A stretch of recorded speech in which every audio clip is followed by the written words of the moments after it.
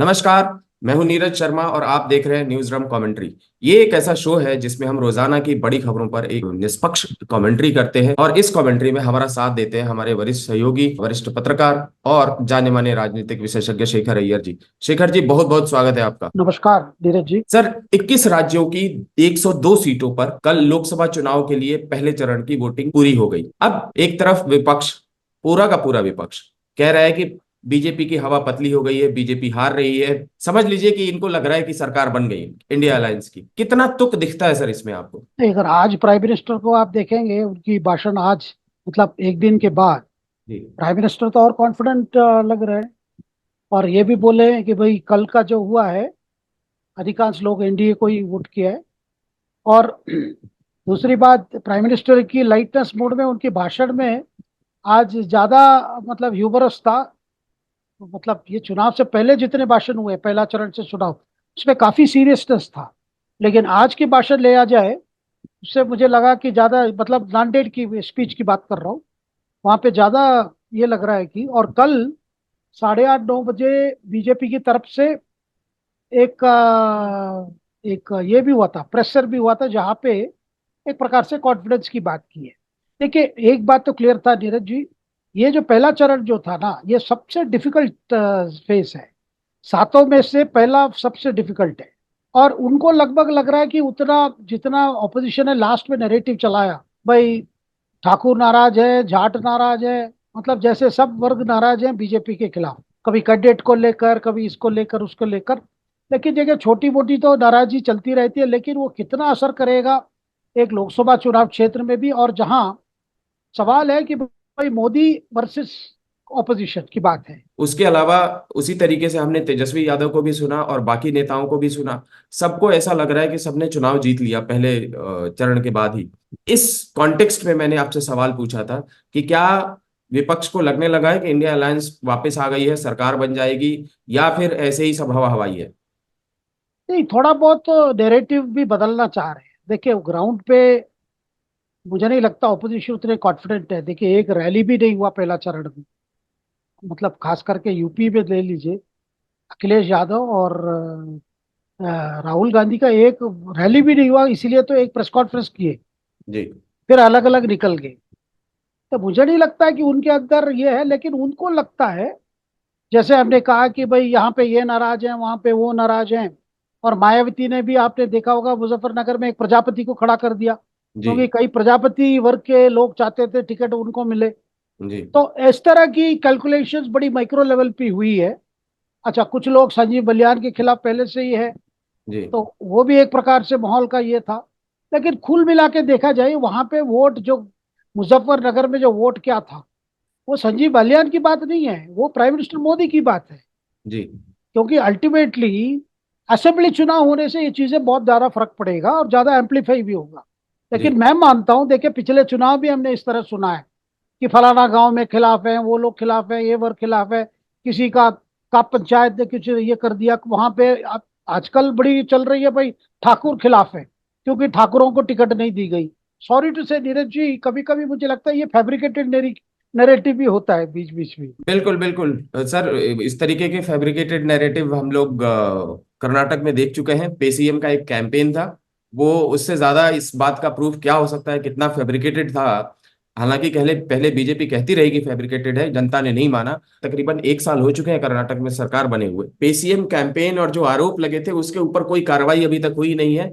मुझे जहां तक नॉलेज है कि एक भी एफआईआर भी नहीं है। सो ऐसे कह करके कोई झूठ बोल करके और उसके बाद लीपापोती कर दी है। सेम तरीके से मुझे लगता है कि राजपूतों के बारे में जो अफवाहें फैलाई गई कि वो नाराज हैं, ये है वो है, लड़वाने की कोशिश की गई, इसमें हमें भी इंफॉर्मेशन मिली थी कि कई सारे ट्विटर हैंडल्स ऐसे थे जो कि नैरेटिव बनाने की कोशिश कर रहे थे, वो पाकिस्तान से चलाए जा रहे हैं। ये तो एक तरीका है, इंफॉर्मेशन, मिस इन्फॉर्मेशन, फूट डालो, शासन करो। आपने मुजफ्फरनगर की बात छेड़ी। कल न्यूज रूम की टीम मुजफ्फरनगर में थी। हम तकरीबन 6 से 7 पोलिंग बूथ पे गए और तकरीबन नहीं भी तो 50 से ज्यादा लोगों से बात की हमने, ऑन कैमरा। धीरे धीरे करके वो सारे वीडियोस आएंगे। हमने एक चीज गौर की जो आपने एकदम अच्छी तरीके से बताया, कि वहां पे जो बीजेपी के कैंडिडेट हैं संजीव बलियान, ऐसे कोई वीक कैंडिडेट नहीं है। लेकिन अगर हमने किसी से पूछा कि आपने अगर बीजेपी को वोट दिया है तो क्यों दिया है, सबने बोला कि हमने पीएम के लिए वोट दिया है, राष्ट्र के लिए वोट दिया है। पीएम मोदी बहुत अच्छे अच्छे काम कर रहे हैं। इनफैक्ट आपने बहुजन समाजवादी पार्टी के दारा सिंह प्रजापति की बात की, अपनी कम्युनिटी के वोट तो उनको मिलेंगे। उनकी कम्युनिटी के लोग भी मुझसे कह रहे थे कि पीएम मोदी ने बहुत अच्छे काम किए, उन्होंने राम मंदिर बनवा दिया, उन्होंने 370 हटवा दिया, लेकिन बेरोजगार है, महंगाई है, इन सब मुद्दों पे हम वोट करते हैं। मैंने उनको मजाक मजाक में पूछा कि आप क्या चाहते हैं, कि 10 साल में आपने सारे बड़े काम कर दिए जो आपको करने थे, अब नमस्ते। तो कहते नहीं नहीं, मैं ऐसा नहीं कह रहा हूं, हमें वोट करना है अपनी कम्युनिटी के हिसाब से। तो इस तरीके की चीजें देखने को मिली। लेकिन आपने बिल्कुल सही फरमाया, मुजफ्फरनगर में अंत अंत तक जब लास्ट बूथ पे हम लोग गए, हमें पता चल गया कि मुकाबला जो है त्रिकोणीय है। और जिस तरीके से संजीव बलियान पिछली बार जयंत चौधरी के खिलाफ केवल 6,500 वोटों से जीते थे, इस बार भी शायद वो मार्जिन उतना ही रहेगा, जीत जरूर जाएंगे। क्योंकि जिस तरीके का दावा दिख रहा था कि हरिंदर मलिक जो समाजवादी पार्टी के कैंडिडेट हैं उनको जाटों के वोट मिल जाएंगे, बहुत मुश्किल लग रहा है। न जाटों के न राजपूतों के कोई वोट उनको शायद मिलने वाला है नहीं। वो पूरे के पूरे एक मुश्त मुस्लिम का वोट उनको ट्रांसफर हो रहा है। और अगर गलती से मुस्लिम वोट में डिवीजन हो गया कि मुस्लिम वोट में कुछ लोगों ने दारा सिंह प्रजापति का भी वोट दिया है, तो संजीव बालियान के लिए रास्ते बड़े आसान हो जाएंगे। वरना अभी फॉर द टाइमिंग ऐसा लग रहा है कि वो बड़ी मुश्किल से जीत पाएंगे। ये हमारा कल का आकलन था सर, मुजफ्फरनगर का। लेकिन देश के बाकी हिस्सों में आपसे जानना चाहूंगा, तमिलनाडु से खास करके आपके पास क्या रिस्पॉन्स है, क्या लग रहा है? अब तो लोग बताने लगे हैं कि शायद अन्नामलाई हारने का बहाना ढूंढने लगे हैं। नहीं देखिए, कल जो जिस तरह वोटें गिरे हैं, कोयम्बतूर में पहले फिगर्स दे रहे थे 71% की बात हो रही थी, जी। फिर बाद भी जाके करेक्ट होके 64 पॉइंट समथिंग हुआ है। ओवरऑल तमिलनाडु में भी वोट्स ऐसे ही हुआ है। और चेन्नई में देखिए, जहाँ तीन सीट्स हैं, north Chennai, south Chennai, central Chennai, वहाँ तीनों में देखिए वोट, जो शहरों की जो एक प्रकृति रहती है, लोग ज्यादा आके वोट नहीं डालते, जो हर शहर में ये दिखाई दे रहा है, ऑल इंडिया फिनोमेना है। वो बिल्कुल। चेन्नई में भी दिखाई दिया, वोट परसेंटेज बहुत कम था, जी। साउथ चेन्नई में भी और सेंट्रल चेन्नई में। एक जगह में दयानिधि मारन बड़े इंपॉर्टेंट कैंडिडेट हैं, और दूसरी में आपको बीजेपी की तरफ से तमिलिसै सौंदरराजन है। तो देखिए, अभी भी जो सब मिलने के बाद लग रहा है कि बीजेपी अच्छी फाइट दी है। अभी भी उम्मीद है, 2 सीट की बात हो रही है भाई, 2 सीट जीत सकते हैं। जी। उसमें कोयम्बतूर हो सकता है, कोयम्बतूर, लेकिन ज्यादा श्योर सीट लग रहा है कि तिरुनेलवेली करके एक सीट है। जी। हो सकता है कन्याकुमारी में भी अच्छा प्रदर्शन हो। लेकिन जी। कुल मिला देखा जाए, देखिए ये जो वोटर ज्यादा परसेंटेज नहीं हुआ, वो डीएमके के लिए भी कैसे इंटरप्रेट करेंगे वो भी देखना है। मतलब हो सकता कि आपका कैडर आके पूरा वोट किया, या उसमें भी एंथुजियाज्म कम था। बिल्कुल बिल्कुल। सर एक चीज मुझे बताइएगा, पीएमके से हाथ मिलाने का कोई फायदा बीजेपी को हुआ है, या आप कह रहे हैं कि ये जो 2-3 सीटें मिलेंगी, ये पीएमके के साथ हाथ मिलाने के बाद 2-3 सीटें का नहीं नहीं, सीट? मैं बीजेपी की बात कर रहा हूँ। हो अच्छा। सकता है पीएमके से हाथ मिलाने से ओवरऑल इम्पैक्ट तो अच्छा ही हुआ है बीजेपी के लिए, क्योंकि it was one of the major reliance partner. दस अब सीटों में सवाल से है, पीएमके भी कुछ निकाल पाएगी? नहीं वही एक आध सीट, यानी सौम्या करके जो अनबुमणि रामदास की वाइफ है, वो स्वयं कैंडिडेट है। जी। अगर वो उस सीट को निकालेंगे तो वो बहुत बड़ी होगी। बट फिर कुल मिला के देखे से आज भी वही परिस्थिति है, 2-3 से ज्यादा उम्मीद नहीं है। लेकिन बीजेपी की वोट परसेंटेज बढ़ेगी, और वोट परसेंटेज बढ़ेगी केवल वो एकेडमिक इंटरेस्ट का नहीं है, वो आने वाले जो 2 साल में जो समीकरण बनेंगे विधानसभा चुनाव से पहले, उसमें बीजेपी सीरियस प्लेयर रहेंगे, ये पक्का है। आज मुझे नहीं लगता प्राइम मिनिस्टर तमिलनाडु से पीछे पैर हटाएंगे। बिल्कुल। सर वोटिंग परसेंटेज की आपने बात की, बहुत ही इंपॉर्टेंट बात है। लोग घर से निकल नहीं रहे हैं वोट देने के लिए। इसके साथ साथ मैंने दो ट्रेंड देखे वहां पे मुजफ्फरनगर में। सबसे पहले हम एक गांव में एक पोलिंग बूथ पर के गए, वो तकरीबन 2,000 राजपूतों का गांव था। लोगों ने कहा कि यहाँ पे अगर यही पंचायत का चुनाव होता है तो तकरीबन 90-95% लोग आकर के वोट करते हैं। विधानसभा में वो परसेंटेज और कम हो जाता है, और लोकसभा में और कम। कहीं पे कंप्लीसेंसी दिख रही है आपको?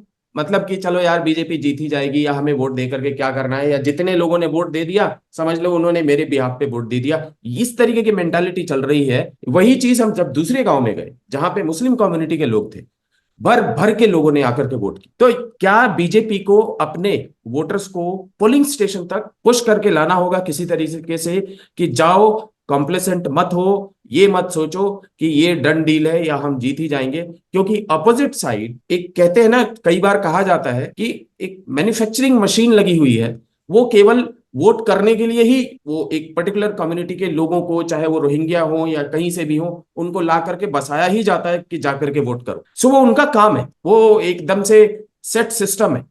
उस सिस्टम के अगेंस्ट अगर देखा जाए तो मोदी के वोटर्स, बीजेपी के वोटर्स थोड़े कम पड़ रहे हैं और कमजोर पड़ रहे हैं और थोड़े कॉम्प्लेसेंट हो रहे हैं सर। बिल्कुल नीरज जी, आपका जो बात कह रहे हैं उसमें बहुत सच्चाई है। और आज प्रधानमंत्री ने भी नांदेड़ से भी यही ये रिक्वेस्ट किया कि जाइए वोट कीजिए। और उन्होंने कहा कि ऑपोजिशन लीडर्स को भी कहा कि आप भी वोटर्स को उत्साह कीजिए। हो सकता है इस बार ना डाले आपके लिए, अगले बार आपको डाल देंगे। ऐसा करके एक मजाक में उन्होंने कहा जी कि जी भाई जी उनको भी अपील करनी चाहिए कि ज्यादा मात्रा में जाके वोट करो। जैसे प्राइम मिनिस्टर हर ये में कहते हैं भाई जाओ वोट करो, जरूर आपकी डेमोक्रेटिक राइट को एक्सरसाइज करो। तो ये एक प्रॉब्लम है। और जैसे आपने कहा कि कुछ माइनॉरिटी सेक्शंस में ज्यादा वोट की ये होती है, लेकिन एक बात मैं बताना चाहता हूँ नीरज जी। कल अच्छी वोटिंग कहाँ हुई है? त्रिपुरा में हुई है, पश्चिम बंगाल में हुई है। जहाँ 80% के आसपास की परसेंटेज की बात हो रही है, त्रिपुरा और वेस्ट बंगाल में ये अच्छी फिगर्स आए हैं। लेकिन शहरी इलाके में अभी भी ये आपत्ति है जिसको फाइट करना होगा। पहले भी आपने देखा हुआ एक स्टोरी आई थी, जो जो यंग वोटर्स है 18+ है, वो भी इतने उत्सुक नहीं थे गर्मी की वजह से या बस निकालने, मतलब बाहर आके वोट डालने में। और जी कुछ कुछ तो जो 18+ हो चुके हैं वो अपने आप को रजिस्टर भी नहीं किए हैं एज अ वोटर। इसका भी एक स्टोरी आया था कि जी इतने 18+ है वो जाके रजिस्टर भी नहीं किए। जी। त्रिपुरा और पश्चिम बंगाल की बात की सर आपने, वहां पे ट्रेडिशनली वोटिंग परसेंटेज ज्यादा होता है। कई बार तो हमने ये भी सुना था, आज अब ऐसा होता है या नहीं होता है, सीपीएम के जमाने में हमने सुना था कि जो लोग भी कहीं बाहर भी रहते हैं, चाहे दिल्ली रहते हो या देश के किसी भी हिस्से में रहते हो, उनको वोट करने के लिए वहां पे जाना ही पड़ता था। वो पार्टियों का दबाव होता था। अगर मैंने आपको कहा कि एक पर्टिकुलर कम्युनिटी को वोट करना ही करना है, ये नियम बना हुआ है, और वो रोहिंग्या हो या बाकी सारे हो, तो ये नियम बंगाल और त्रिपुरा से ही चलता आ रहा है और काफी पुराने टाइम से चलता आ रहा है। और वही रोहिंग्या अब देश के डिफरेंट हिस्सों में जा करके बसे हुए हैं। तो विपक्ष अपना काम सही से कर रहा है मेरे हिसाब से, बीजेपी इस काम को करने में फेल हो रही है। वो जो पर्टिकुलर सेक्शंस की बात कर रहे हैं, जो लोग छुट्टी लेके, दिल्ली से कई लोग गए छुट्टी लेके असम। जी एनसीआर रीजन में बहुत लोग जो सर्विस सेक्टर में हैं, उन्होंने छुट्टी लेके गए क्योंकि वो दबाव है उनमें कि आप आके वोट कीजिए। जी क्योंकि उससे कुछ सो असम के मैं जानता हूँ कि असम के कई लोग जो दिल्ली में काम करते हैं, कई सर्विस सेक्टर में हैं, वो लोग छुट्टी लेके गए। बिल्कुल। और बाकी भी गए उधर जा, पश्चिम बंगाल में भी ऐसी वोटर जो बाहर हैं बंगाल से जाके वोट किए। देखिए, एक प्रकार से ये मैसेज भी जाता है उनकी तरफ से। क्या होता है, कभी कभी उनके रिलीजियस लीडर्स भी इसमें शामिल हैं ये अपील करने में। फ्राइडे प्रेयर्स में भी अपील करते हैं भाई ज्यादा ये में आके नंबर्स में आके वोट करो, ये वोट सर बहुत यही जरूरी है। सर यही तो मैं कह रहा हूं कि उनकी, और खास करके जिनको पीएम ने अपील की ऑपोजिशन लीडर्स को, उनका पूरा का पूरा सिस्टम सेट है कि कौन वोट करेगा, किसको वोट करेगा और कितने लोग वोट करेंगे। और वो आज से नहीं, कई वर्षों से चलता आ रहा है। दिक्कत जो हो रही है वो बीजेपी के वोटर्स के कंप्लेसेंसी की हो रही है। नहीं, वो हो रही है, लेकिन फिर भी देखिए ऐसे अगर कंप्लेसेंसी पहले भी देखा हमने, जी नतीजा पे के ज्यादा फर्क नहीं पाया, लेकिन एक ट्रेंड जो है डेंजरस है।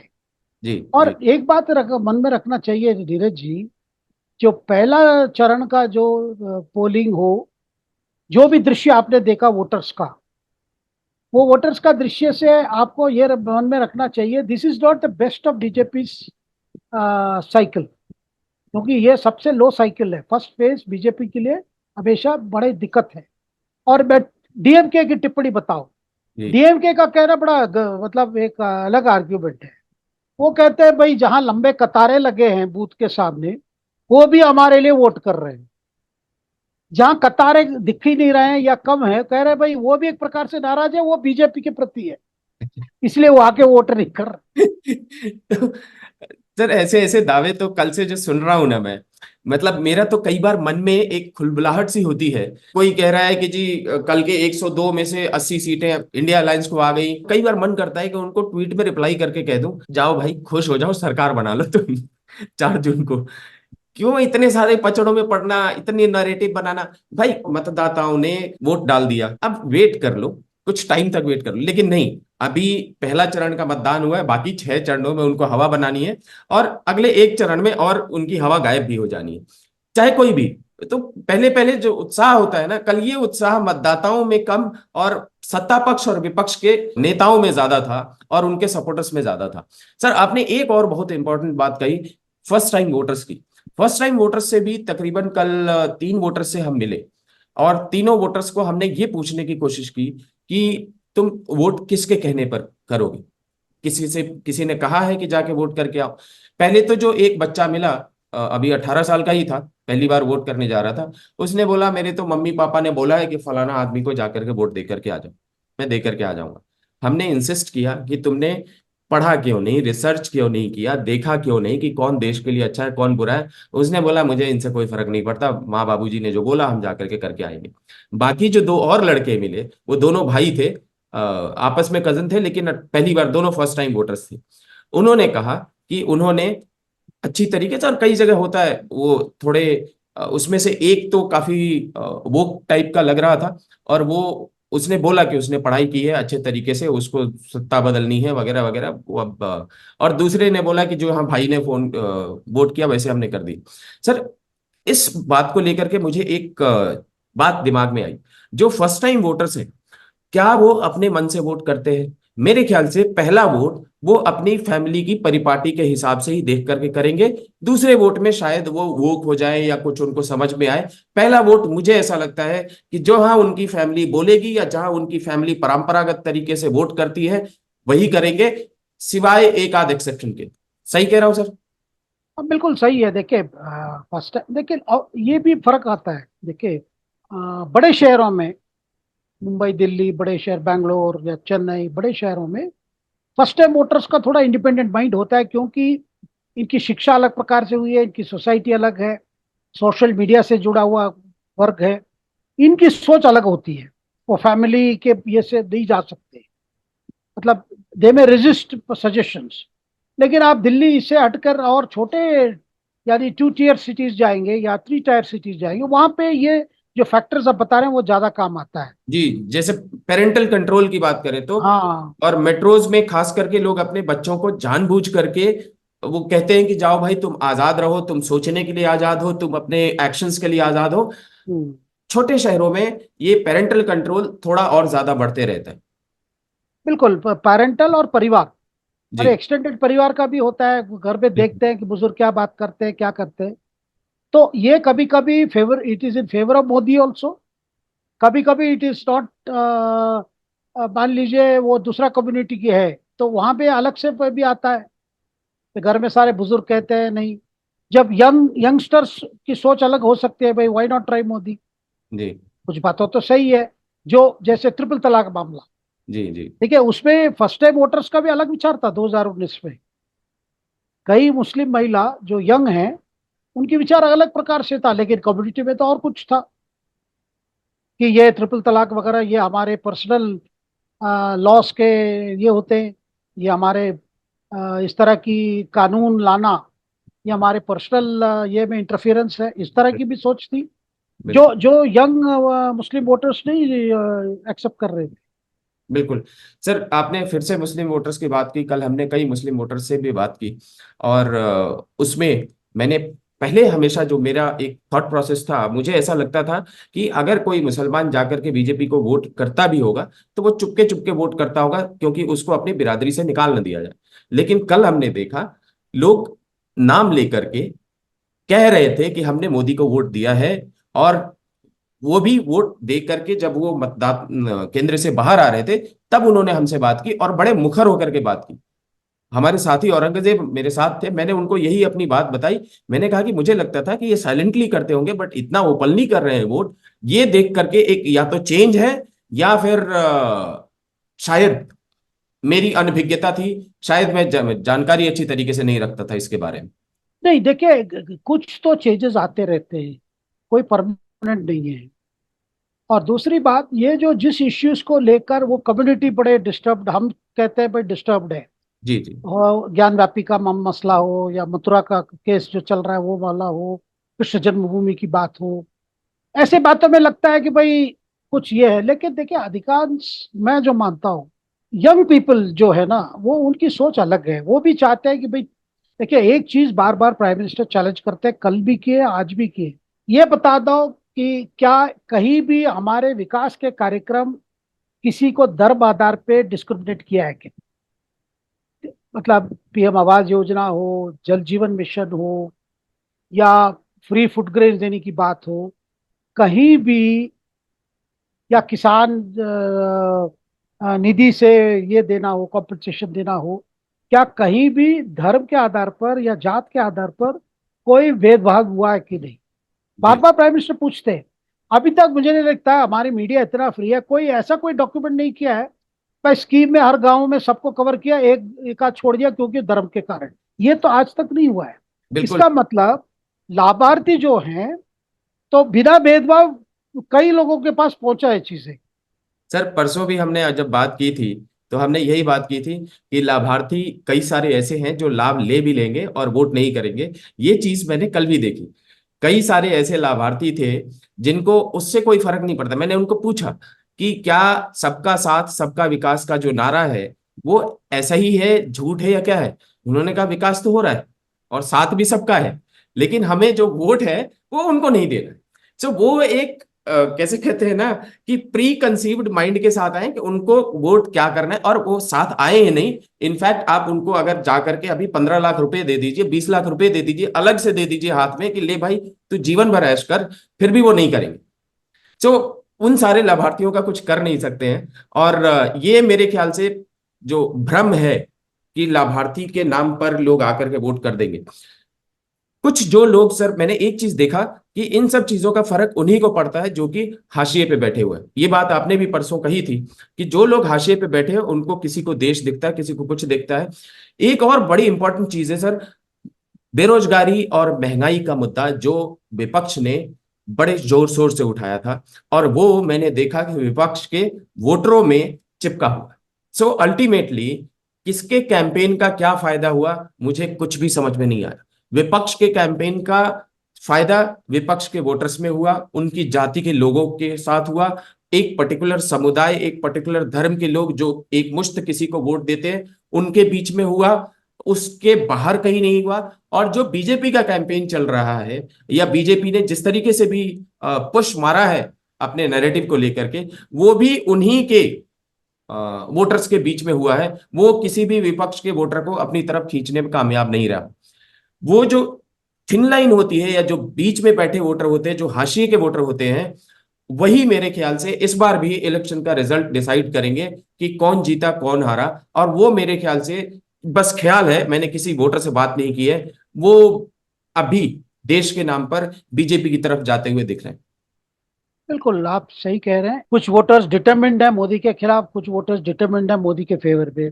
जी और आपको जो ग्राउंड से जो मिला है, जो अनुभव, और देश भर में जो माहौल की बात है, जो इश्यूज की बात है, ये लोकसभा चुनाव, it is Modi versus who. जी बिल्कुल बिल्कुल। ये कुछ लोकल फैक्टर्स हो सकते हैं, कुछ लोकल इश्यूज हो सकते हैं, लेकिन अगर बिग पिक्चर देखा जाए यही बात है। This is Modi versus no Modi. बिल्कुल। या तो मोदी चाहिए या मोदी नहीं चाहिए, हु वाला तो सिस्टम है ही नहीं। मैं बताता हूं क्या है। कल एक और वोटर ने बड़े मजेदार बात कही। उसने सीधे सीधे बोला कि सर मान लीजिए हमें दो लोगों के बीच में चुनना है, ए और बी। तो समझ में आता है कि अरे ए जीतेगा या बी जीतेगा, ए हारेगा या बी हारेगा। यहां तो बी है ही नहीं। तो बस ये है कि ए को हाँ या ए को ना, बस यही करना है। बिल्कुल, एकदम सही कहा आपने। चलिए बहुत बहुत शुक्रिया सर, हम फिर जुड़ेंगे मंडे को, मंडे की बड़ी खबरों के साथ, उन पर हमारी निष्पक्ष कमेंट्री के लिए। आपका और हमारे दर्शकों का हमसे जुड़ने के लिए बहुत बहुत शुक्रिया। नमस्कार।